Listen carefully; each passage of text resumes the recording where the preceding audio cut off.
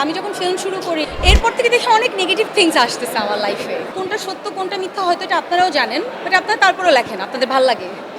ভাল লাগে নাহলে আপনাদের হয়তো নিউজটা হাইলাইট হয়। কোনটা দিব answer? I love the way I am. I love the way I am এই জন্য যে প্রতিটা জায়গায় আপনার নেগেটিভ থাকবে, আপনার পজিটিভ থাকবে। ইউ হ্যাভ টু চুজ আপনি লেফটে যাবেন নাকি রাইটে যাবেন। আমরা কিন্তু আর্টিস্ট, আমরা কিন্তু মানুষও।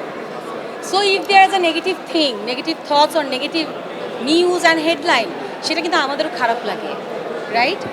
আপনি বলে দিয়েছেন কিন্তু ইটস রিউমার।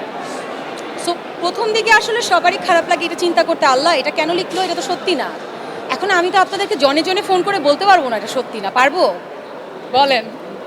সো আমি তারপর ধরে নিয়েছি যে আপনাদের মন গড়া যেটা কথা আপনাদের লেখার ইচ্ছে হবে আপনারা লেখেন, আমার সেটাকে চোখে না দেখলেই হবে বা কান না দিলেও হবে। সো আমি যেটা করি আলহামদুলিল্লাহ, আমার বাবা হয়তো মেন্টালি অনেক স্ট্রং ছিল, এই জন্য আমি অনেক আলহামদুলিল্লাহ স্ট্রং।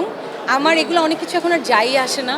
আমার কাছে মনে হয় যে মানুষের নেগেটিভ কথা বলছে, বলুক, এতগুলা মানুষ এতগুলা মন, আমি তো আর আটকাতে পারবো না। সো আমার কাছে মনে হয় আপনাদেরকে এতটুকুই বলবো নতুন বছরে যে সবাই যা লিখবেন, যা চিন্তা করবেন, যা বলবেন, একটা মানুষের সত্যতা জেনে বলবেন এবং লিখবেন।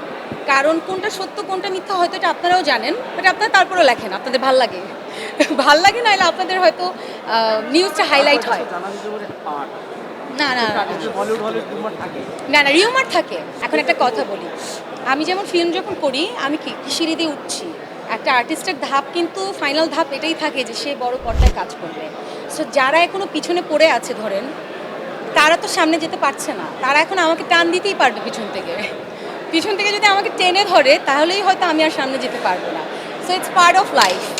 সাপোজ আপনারাই চিন্তা করবেন যে আমি যখন ফিল্ম শুরু করি, আমার ফিল্মের শুটিং শুরু করলাম, এরপর থেকে দেখি অনেক নেগেটিভ থিংস আসতেছে আমার লাইফে। দেন আমি বুঝলাম যে না, it's part of life. But আমি কিন্তু থেমে রইনি আলহামদুলিল্লাহ, আমি কিন্তু আমার শুটিং শেষ করেছি, আমি আমার কাজ করেছি। সো আমার কাছে মনে হয় যে it's part of life, you have to take challenge and you have to complete the challenge. That's it.